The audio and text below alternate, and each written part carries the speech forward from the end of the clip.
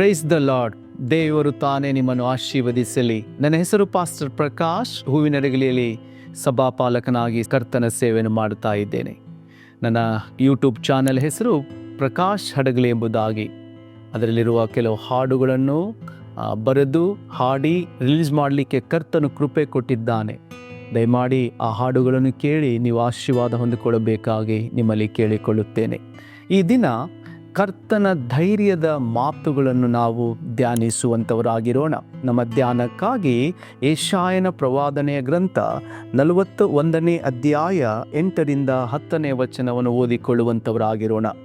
ನನ್ನ ಸೇವಕನಾದ ಇಸ್ರಾಯೇಲೇ, ನಾನು ಆದುಕೊಂಡ ಯಾಕೋಬೇ, ನನ್ನ ಸ್ನೇಹಿತನಾದ ಅಬ್ರಹಾಮನ ಸಂತತಿಯೇ, ನಾನು ಭೂಮಿಯ ಕಟ್ಟಕಡೆಯಲ್ಲಿ ಹಿಡಿದು ದಿಗಂತಗಳಿಂದ ಕರೆದ ಜನವೇ, ನೀನು ನನ್ನ ಸೇವಕನು, ನಾನು ನಿನ್ನನ್ನು ಆರಿಸಿಕೊಂಡೆನು, ತಳ್ಳಲಿಲ್ಲ ಎಂದು ನಾನು ಹೇಳಿ ಸಂಬೋಧಿಸಿದ ಪ್ರಜೆಯೇ, ನೀನಂತೂ ಹೆದರಬೇಡ, ನಾನೇ ನಿನ್ನೊಂದಿಗಿದ್ದೇನೆ. ದಿಗ್ಭ್ರಮೆಗೊಳ್ಳದಿರು, ನಾನೇ ನಿನ್ನ ದೇವರು. ನಾನು ನಿನ್ನನ್ನು ಬಲಪಡಿಸುತ್ತೇನೆ, ಹೌದು ನಿನಗೆ ಸಹಾಯ ಕೊಡುತ್ತೇನೆ. ನನ್ನ ಧರ್ಮದ ಬಲಗೈಯನ್ನು ನಿನಗೆ ಆಧಾರ ಮಾಡುತ್ತೇನೆ. ಆಮೇನ್.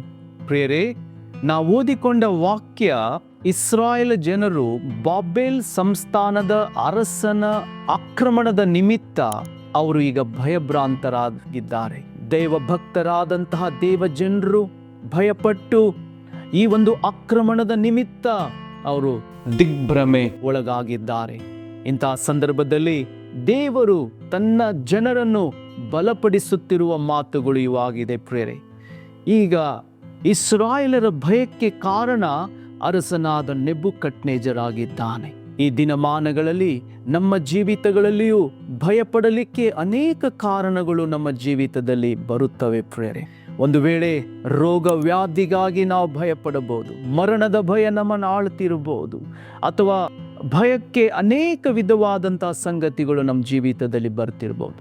ಆದರೆ ಇವತ್ತು ದೇವರು ನಮ್ಮನ್ನು ನೋಡಿ ಹೇಳುವ ಮಾತೇನೆಂದರೆ, ಭಯಪಡಬೇಡ, ಹೆದರಬೇಡ, ನಾನು ನಿನ್ನನ್ನು ತಳ್ಳಿ ಬಿಟ್ಟಿಲ್ಲ, ನಾನು ನಿನ್ನ ಸಂಗಡ ಇದ್ದೇನೆ, ನಿನ್ನನ್ನು ನನ್ನ ಬಲಗೈ ಹಿಡಿದು ಕಾಪಾಡ್ತೇನೆ ಎಂಬುದಾಗಿ ಇಸ್ರಾಯೇಲರಿಗೆ ಹೇಳಿದ ಹಾಗೆ ಇವತ್ತು ನಮಗೂ ಸಹ ದೇವರು ಕಾಪಾಡಲಿಕ್ಕೆ ಶಕ್ತನಾಗಿದ್ದಾನೆ. ಪ್ರಿಯರೇ, ನಿನ್ನ ಜೀವಿತದಲ್ಲಿ ಭಯಪಟ್ಟಾಗ, ನೀನು ಹೆದರಿಕೆಯಿಂದ ಜೀವಿಸುವ ದಿನಗಳಲ್ಲಿ ನಿನ್ನ ಆಶ್ರಯದ ಸ್ಥಳ ಕರ್ತನ ಪಾದವಾಗಿದೆ. ನೀನು ಕರ್ತನ ಪಾದದಲ್ಲಿ ಇರುವುದಾದರೆ ಕರ್ತನು ನಿನ್ನ ಜೀವಿತದ ಎಲ್ಲ ಪರಿಸ್ಥಿತಿಗಳನ್ನು ಸರಾಗ ಮಾಡಿ ನಿನ್ನನ್ನು ನಡೆಸಲಿಕ್ಕೆ ಶಕ್ತನಾಗಿದ್ದಾನೆ.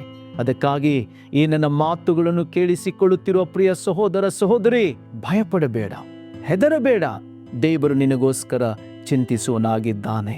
ನನ್ನ ಮಾತನ್ನು ಕೇಳುತ್ತಿರುವ ನಿಮಗಾಗಿ ನಾವು ಒಂದು ಕ್ಷಣ ಪ್ರಾರ್ಥನೆ ಮಾಡೋಣ. ಪ್ರೀತಿಯುಳ್ಳ ತಂದೆ, ಈ ವಾಕ್ಯವನ್ನು ಕೇಳಿಸಿಕೊಳ್ಳುತ್ತಿರುವ ಪ್ರಿಯ ಸಹೋದರ ಸಹೋದರಿಯರನ್ನು ಕರುಣಿಸಿರಿ, ಬಲಪಡಿಸಿರಿ.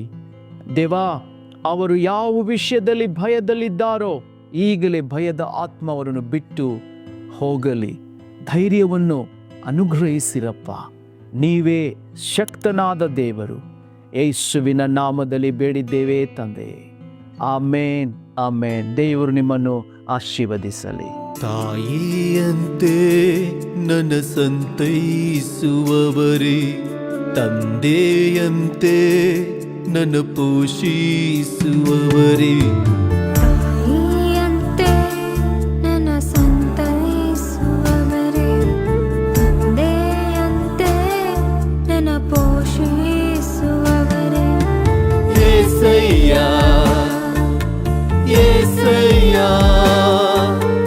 యేసయ్య ನನ್ನ యేసయ్య యేసయ్య యేసయ్య యేసయ్య ನನ್ನ యేసయ్య.